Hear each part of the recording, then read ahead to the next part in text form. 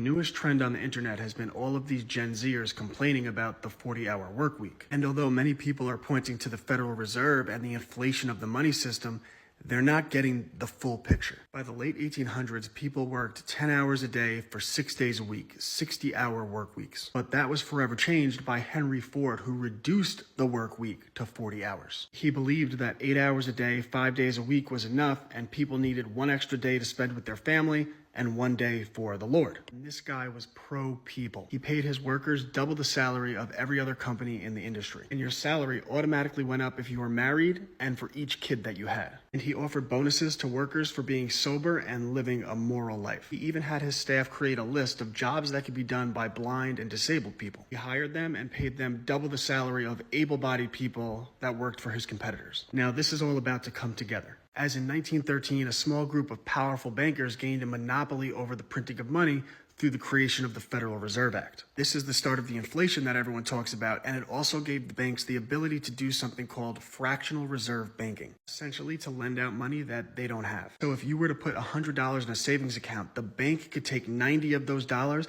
and lend them out to someone else. You still have the right to that $100, so now there's $190 in circulation. But the banks could charge interest on the person they gave the loan to, the $90. And this is how they started to get everyone into debt. This would be amplified in the 1960s when Lyndon B. Johnson passed the Great Society. The banks could now give out loans to everyone. All of a sudden, everyone had a mortgage, everyone had a college loan. But by guaranteeing there'd always be a supply of money for houses and for college, they also guaranteed the price of those things would go exponentially higher. So at first it was great. Everyone gets a house. Everyone gets college. But by the time Gen Z got here, you can't go to college. You can't get a house without going into crippling debt. Now that's what you call laughing all the way to the bank, because the banks are paid interest on all of that debt. In fact, most people are shocked when they find out that the majority of our federal income taxes go to paying back interest on debt. It doesn't go to infrastructure or the military. It goes to paying back the banks for the money that they printed out of thin air.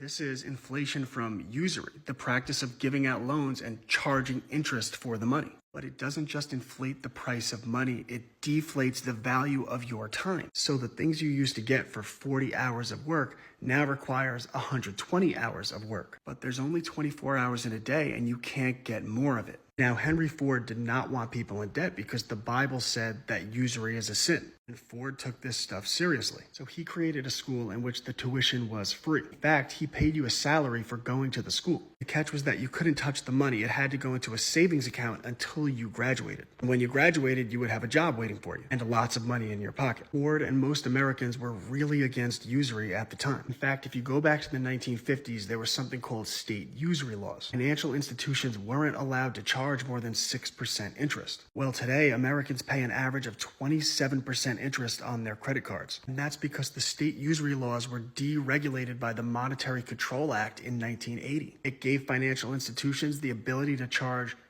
as much interest as they wanted. But again, that wouldn't have been a problem under Ford because he had his own credit program in which you could buy a car from him on credit but pay 0% interest. It required a down payment and preset installments, but no interest, no usury. And this practice of usury, which wasn't always the norm in America before 1913, would ultimately steal the wealth from our future, hence the crying Gen Zers. And that usury, along with the free trade lie, would ultimately steal America's wealth, our jobs. But I'll get into that another day. Check out my books on how information is controlled, rights fundamental to being an American, the history of the banking system, the history of fake news, and much more. And my homeschool company if you want me teaching your kids. ClassicalLearner.com.